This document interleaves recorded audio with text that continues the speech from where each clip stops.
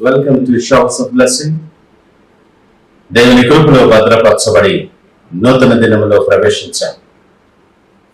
ఈనాటి దేవుని వాగ్దానం, మిమ్మును కరుణింపవలెనని ఆయన నిలువబడి ఉన్నాడు. He will rise up to show you compassion. యెషయా గ్రంథం 30వ అధ్యాయం 18వ వచనం. Praise God. ఈ నూతన దినములో దేవుడు మీ కొరకు సిద్ధపరిచిన ప్రతి దీవెన ఆకాశపు వాకిళ్ళు విప్పి మీ మీద కృమ్మరించునుగాక. మరి యొక్క నూతన దినాన్ని ఆరంభిస్తున్న నేపథ్యములో ప్రేమ కలిగిన వాగ్దానము ద్వారా దేవుడు మనల్ని దర్శిస్తూ ఉన్నాడు. సర్వోన్నతుడు, సర్వశక్తిమంతుడైన దేవుడు ఎప్పటికీ ఆయన నమ్ముకునదగిన సహాయకుడు. నా ప్రయాణములో ఆయన సన్నిధి తోడురాగా ఎక్కలేని కొండలను సైతం సులువుగా ఎక్కించి దాటించేవాడు ఆయన. మన ప్రయత్నాల్లో మనం పొందుతున్న విజయాలను బట్టి అతిశయిస్తూ స్వశక్తి కారణాలుగా చూపిస్తూ మనం మురిసిపోతూ ఉంటాం.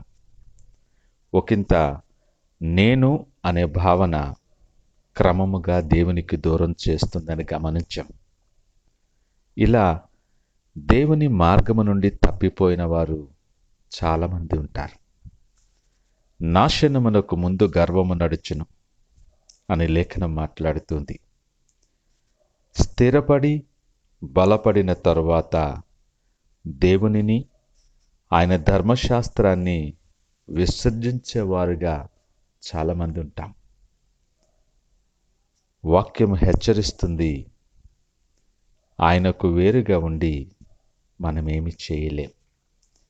ఈ నూతన దినాన్ని ఆరంభిస్తున్న నేపథ్యములో మనలను మనం వాక్యం అనే వెలుగులో ఆత్మ విమర్శ చేసుకునవలసిన వారమై ఉన్నాం. ఈ మాటలు వింటున్న ప్రియ దేవుని జనాంగమా, నీ ప్రయాణం ఏ విధముగా సాగుతుంది? నీవు వ్యక్తిగతముగా, కుటుంబముగా, సహవాసముగా ఏ స్థితిలో ఉన్నావు? ఎటువైపు ప్రయాణము చేస్తూ ఉన్నావు? ఒకవేళ సముద్రపు అలలు ఎగసి కొట్టినట్లు కష్టాలు, శ్రమలు నీ మీదికి వచ్చినప్పుడు నేను అని అతిశయపడే నీ శక్తి సామర్థ్యం విఫలమైపోయిన నేపథ్యములో కూలబడి నిస్సహాయమైన స్థితిలో ఉన్నావేమో.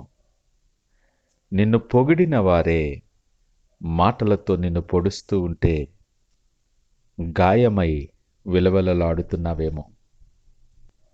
నిన్ను బట్టి నీవు అతిశయిస్తూ దేవుని మీద తిరుగుబాటు చేసి తృణీకరించిన నేపథ్యములో నీవు తృణీకరింపబడి హేళన చేయబడుతున్నావేమో. పరిస్థితులు తాలుమాలయ్యి కుమిలిపోతున్నావేమో.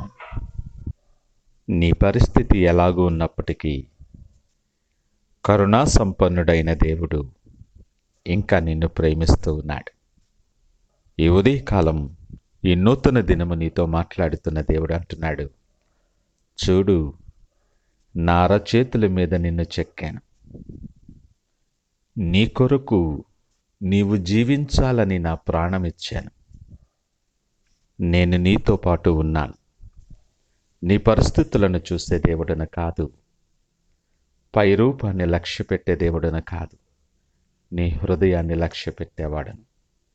ఏ ఒక్కరూ నశించిపోవటం నాకు ఇష్టం లేదు అని నీతో మాట్లాడుతూ నిన్ను కరుణించటానికి, నిన్ను ఆదరించటానికి, గాయపడిన నిన్ను స్వస్థపరచటానికి, కన్నీరు కారుస్తున్న నిన్ను ఓదార్చటానికి, చిదికిపోయిన నీ బ్రతుకును మరల తిరిగి కట్టటానికి, నిస్సత్తువ ఆవరించి కూలిపోయిన నిన్ను మరల ఉజ్జీవింప చేయటానికి, నిన్ను సంరక్షించి కాపాడటానికి నిన్ను ప్రేమించే దేవుడు నీ కొరకు నిలవబడి ఉన్నాడని లేఖనం మాట్లాడుతుంది.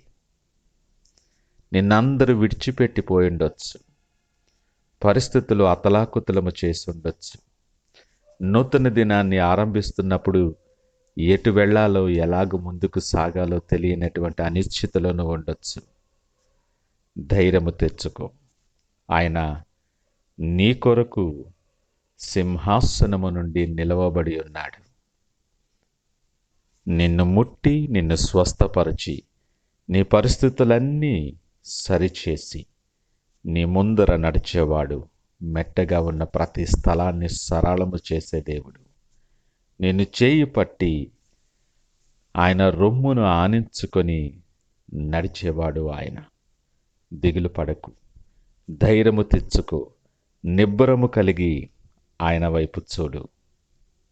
ఇప్పుడైనా నేను నేను అన్న మాటను విడిచిపెట్టి ఒక్కసారి నీ హృదయాన్ని ఆయన వైపు త్రిప్పు.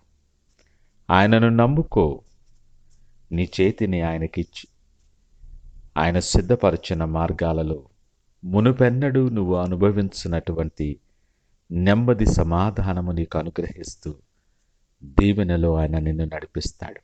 ఈ నూతన దినం ఆ ప్రకారముగా సిద్ధపడి ప్రార్థనాపూర్వకముగా ఆయన తోడు రాగా ఈ దినాన్ని ఆరంభిద్దామా? ప్రార్థించుకుందాం. పరిశుద్ధుడు, ప్రేమ నమ్మకమైన మా యేసయ్య స్తోత్రాలు. మరి ఒక నూతన దినమున మా జీవితంలో మీరు అనుగ్రహించారు, మీకు వందనాలు.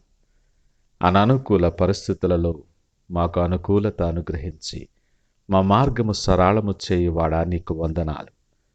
మీరు సిద్ధపరిచిన దీవెనకరమైన మార్గాల్లో నడుస్తూ మీ కొరకు సాక్షిగా మీ మహిమార్థమై వాడబడటానికి మమ్మలను బలపరిచి మీరే మహిమ ఘనత ప్రభావాలు పొందమని యేసు నామమున అడిగి వేడుకొనుచున్నాము తండ్రి.